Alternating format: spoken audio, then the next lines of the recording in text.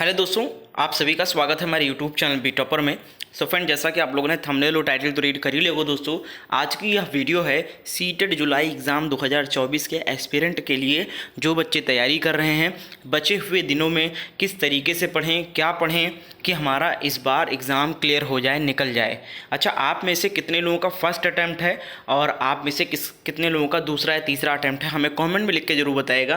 क्योंकि बहुत सारे छात्र एक छोटी सी गलती से बार बार फेल हो जाते हैं। ऐसा नहीं है कि वो मेहनत नहीं कर रहे हैं, ऐसा नहीं है कि वो पढ़ नहीं रहे हैं, ऐसा नहीं है कि वो कमज़ोर हैं पढ़ने में, उनका तरीका पढ़ने का गलत है।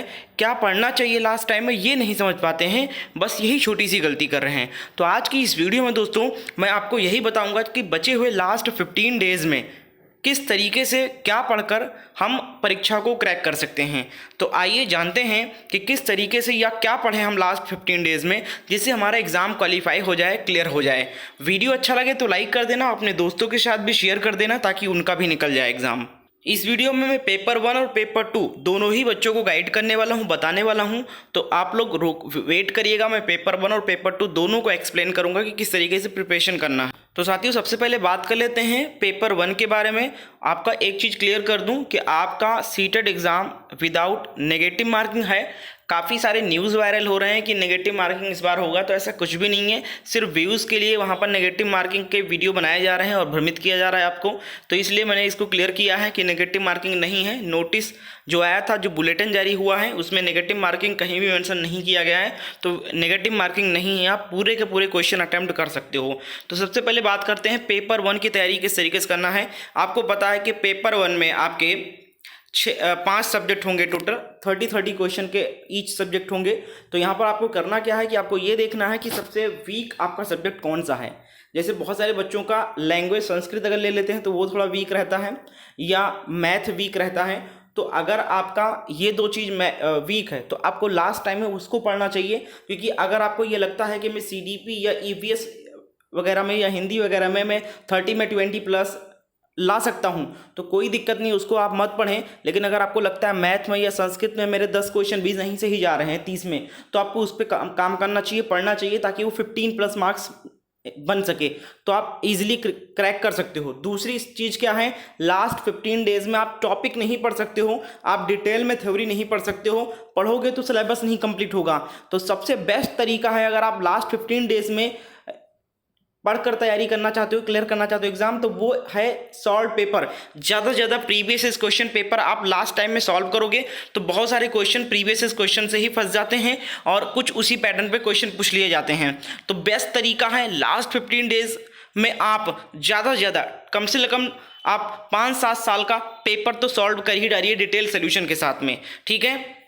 तो ये हो गया पेपर 1 का। अभी मैं पेपर 2 के बारे में बता रहा हूँ। जो बच्चे सोशल साइंस से हैं या साइंस मैथ से हैं, कमेंट में हमें बताएं आप किस स्ट्रीम से। आगे बढ़ने से पहले दोस्तों, इंग्लिश मीडियम के जो स्टूडेंट्स हैं, क्योंकि भाई CBSE बोर्ड ये कंडक्ट कराता है परीक्षा और ओवरऑल इंडिया में परीक्षा होती है, तो बहुत सारे जितने छात्र हिंदी मीडियम के होते हैं उतने ही लगभग इंग्लिश मीडियम के स्टूडेंट्स हैं। और इंग्लिश मीडियम स्टूडेंट्स के लिए कंटेंट यानी वीडियो क्लासेस वगैरह या बुक्स वगैरह बहुत कम अवेलेबल हो पा रहा है, इससे भी वो प्रिपेयर नहीं कर पा रहे हैं सीटेट एग्जाम को अच्छे से। तो एक बेस्ट बुक यहाँ पर ढूंढ के लेकर आए हूँ इंग्लिश मीडियम वाले स्टूडेंट्स के लिए। सॉल्व पेपर कहाँ से करें, क्योंकि सॉल्व पेपर सारे हिंदी में अवेलेबल हैं। तो यहाँ पर ये ओसवाल बुक्स की बुक है और यहाँ पर देख सकते हैं सीटेट 15 सॉल्व पेपर यहाँ पर दिए गए हैं। और ये पेपर 1 का है, 1 to 5 का है। बहुत ही सिस्टमैटिक तरीके से सबको दिया गया है। 2013 से लेकर 2024 तक का आपको कवर कर दिया जाएगा इस बुक में। इंग्लिश मीडियम में सारे बुक हैं, 100% अपडेटेड बुक है, ठीक है। और सारी चीज़ें यहाँ पर मिल जाएगी। कंटेंट्स की अगर बात करें तो दोस्तों यहाँ पर आप लोग देख सकते हैं सारी चीज़ें रहेंगी। इसमें आपको टिप्स भी रहेगा कि किस तरीके से सीटेट एग्जाम को क्लियर करें।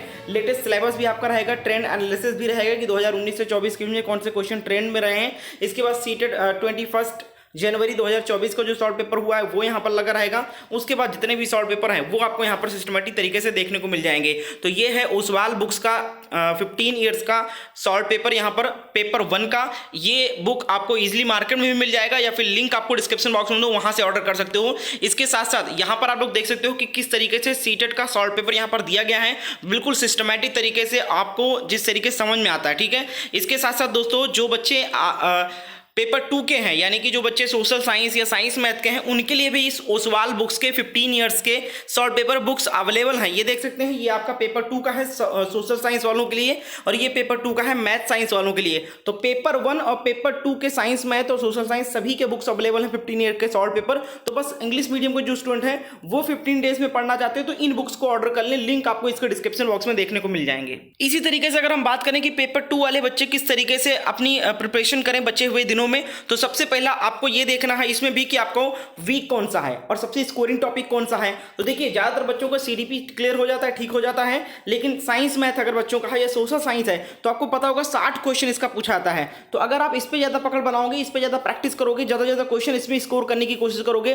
तो आप इजिली एग्जाम को क्लियर कर सकते हो। ठीक है, तो सोशल साइंस या साइंस मैथ पे आप ज्यादा फोकस करें, बाकी आपका सीईपी हो गया और 2 लैंग्वेज जो हो गया वो इजिली हो जा रहा है। अगर 15 प्लस 20 प्लस क्वेश्चन सही हो जा रहे हैं तो ठीक है, बस आपको 60 क्वेश्चन पे फोकस करना है। साइंस मैथ का या सोशल साइंस का जो 60 क्वेश्चन आएगा उस पर आपको फोकस करना है और वो भी सॉल्व पेपर से ज्यादा अच्छा आसानी से हो जाएगा।